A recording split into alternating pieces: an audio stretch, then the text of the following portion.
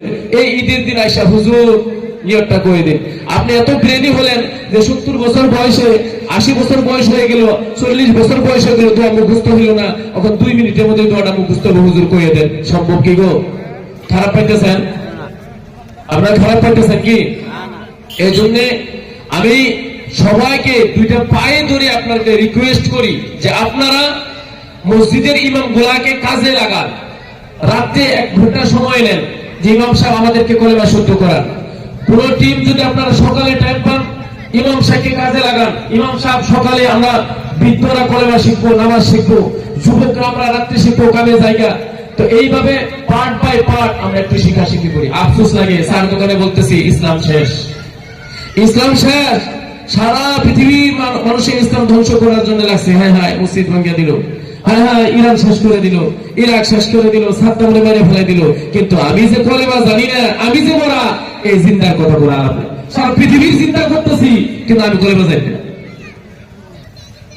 সারা পৃথিবীর চিন্তা আমার স্যার দোকানে বসে বসে করতেছে, অমুক শেষ হয়ে গেল, তমুক শেষ হলো, অমুক দেশ শেষ করলো, তমুক শেষ করলো।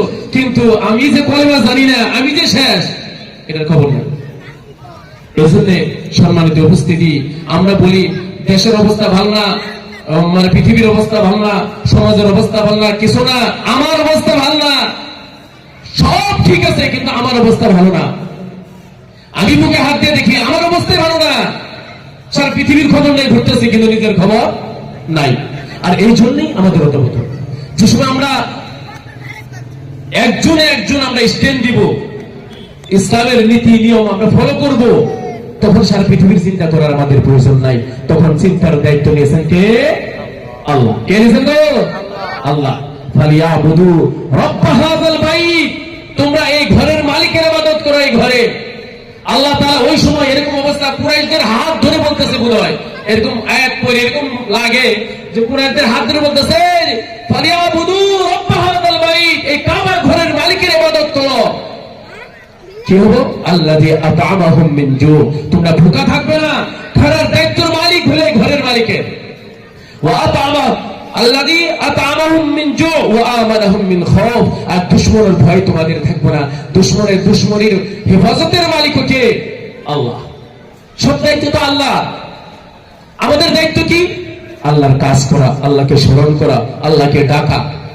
কিন্তু এটা বাদ দিছি, বাদ দিয়ে আমরা সারা দুনিয়া ফিকির করতেছি, চিন্তা করতেছি, কিন্তু আমার চিন্তা আমি করি না। আমার কতটুকু ঈমান আছে, কতটুকু আমল আছে, এটা আমরা ধ্যান দিই না। যার জন্য এই ধুমারপুর আঞ্চলিক ঈদগাহ থেকে আমি সকলকে দাওয়াত দিব, যাতে এই বছর আমাদের ঈদ যাওয়ার পরেই আগামী ঈদ তুরি আমরা সকলে যাতে কমসে কম কলেমা, নামাজ, একদম কি 2-4টা সূরা যায় নামাজের মধ্যে প্রয়োজনীয়, এটা আমরা সকলেই শিখে নিতে পারি। সকলে আমল করবো তো ইনশাআল্লাহ।